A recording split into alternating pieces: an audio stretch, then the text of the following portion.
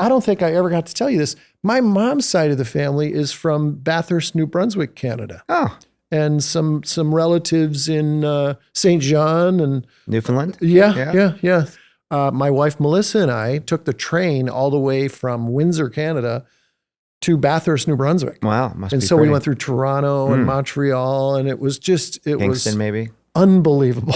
It was unbelievable. Yeah, Chatham, Belleville. Right. Yeah, Ajax. We hit them all. I'd been to Montreal for some like charity hockey game stuff, but I'd never been to that eastern seaboard of Canada. It was so lovely, and the people were just like, I had to brush up on my French, of course. Do you still speak French? I can. Yeah? I don't get a lot of opportunity. When I go to Cannes, Yeah. I'll speak French. Yeah. And then they'll say, you can speak English to us. It's okay. But in Montreal, I remember going there, and I remember everybody saying, if you try to speak French, they appreciate it. They appreciate it, sure. They appreciate Yeah. it more.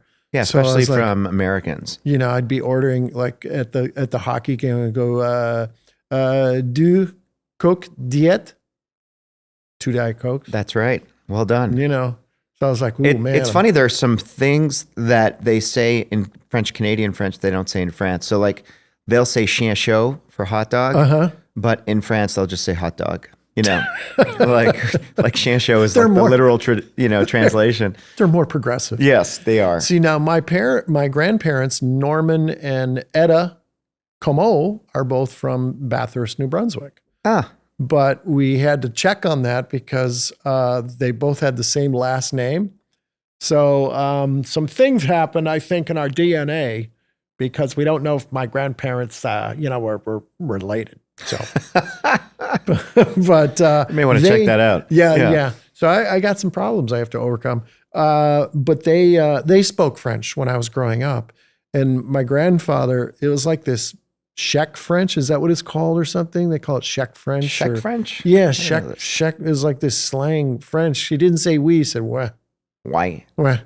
Yeah. Yeah. I was like, what is that? It sounds like It's so fun. I did a film called Reboot Camp where I played a fake guru, and I put on this French Canadian accent, and I called myself Gordon Saint Pierre, and I had seen this documentary about this French guru who walked around in his Speedo, and I said, that's the guy. That's the guy I'm gonna pretend to be. Someone good to model yourself after, a guy in a Speedo. Often we had so much fun with that movie. Ed Begley Jr. was on there, and David Koechner. And Koechner's so funny. Oh, he is so funny. It's a mockumentary, so we just ad-libbed the whole way through. I would do these sessions with him, with Koechner and Begley, and trying to cure them of whatever they were going through. Yeah, Dave's funny.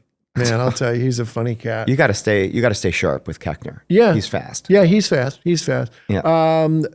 Were you a Montreal Canadiens fan growing up? Like, who were the big stars when you were growing up? Well, when I was growing up, we had season tickets. My grandfather had them. I used to go see Guy Lafleur and Larry Robinson and Steve Shutt. I mean, that Ken Dryden. That was my team. Which I just dated how old I am, which is a really bad idea. But that's great, because they were winning cups back then. Back in the 70s. Yeah, was Scotty Bob Bowman Gainey. there? Was Scotty Bowman their was coach? the coach. Bob Gainey was my neighbor, my next door neighbor. Get out. Yeah. Wow. I was playing street hockey with his son, Steve, in our lane. We had this lane behind our houses, and we used to go out there with sticks and a net. That's a Canadian thing. Yeah. Lane. We had a lane outside our house. You'd be like, here are my dad's sticks. And we're like, oh my God, it's Bob Gainey's stick. That is cool. Yeah. Well, I grew up in Detroit, Gordie Howe, of course, and Ted Lindsay and Alex Delvecchio, So that was one of the first things. And I don't know, back in the day, I'm like, did we already have this conversation about hockey? I'm sure we have. I think on set, like back in those days when I first joined the cast, we didn't get to have all these great conversations, but certainly we got to play hockey eventually. And what's funny is I shot a movie that I wrote and starred in called A Christmas Letter, which aired this past Christmas Eve, that takes place in Sault Ste. Marie, Canada. Yeah. And these kids drive, they stow away on the mail truck delivering the mail to Santa. That's how they find Santa Claus. Yeah. And it goes from Detroit to Sault Ste. Marie, Canada. I played hockey in Sault Ste. Marie when I was a kid. Yeah. Oh yeah, we would drive up there. So I said, I'm in Coulier's neck of the woods here. This is beautiful. And speaking of the train, I mean, who knew there's a train that goes, I guess, all the way up past there, and they all come, and we couldn't get hotel rooms Yeah. because of this bloody train to see the leaves change. My wife and I drove up this past fall to see the leaves change. That's There a you big go. thing. It's a big thing out there. It's a big I had no thing. idea. It's a big thing. And we drove up to Lake Superior and went to the Painted Rocks, I think it's called. And, And that river that basically is between Michigan and Canada, Sault Ste. Marie, Michigan, Sault Ste. Marie, Canada, Yeah. is the gateway between Lake Superior and Lake Erie. the locks. That's right. The And Soo so Locks. those great ships come through Yeah. there That's to get fun from to one watch. lake to the other. Yeah. That's fun to watch. I went there with my dad. Oh, no My kidding. dad, you want to go see the Soo Locks? We'll drive up there. And I drove with my dad to see the Soo Locks. And I'll love tell you it. how cheap my dad was.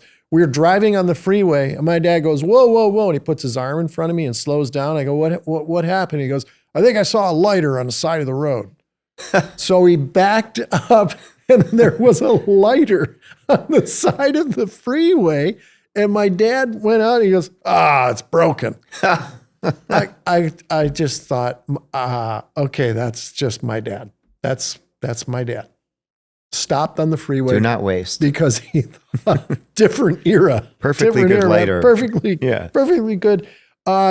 You were an actor in Canada before you came to the United States, so you did a series, right? Yeah, I did a show called Time of Your Life. A bunch of them, like a ton of them, right? I did 75 episodes of that thing. Yeah. It was like a Degrassi, but as a soap opera. It was on every day at 4:00, 5 days a week. CTV, CTV. CTV. And, that really was my training ground.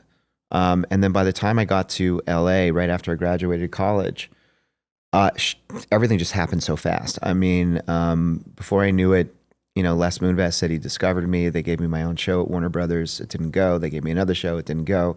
And they said, "We're putting you on Full House."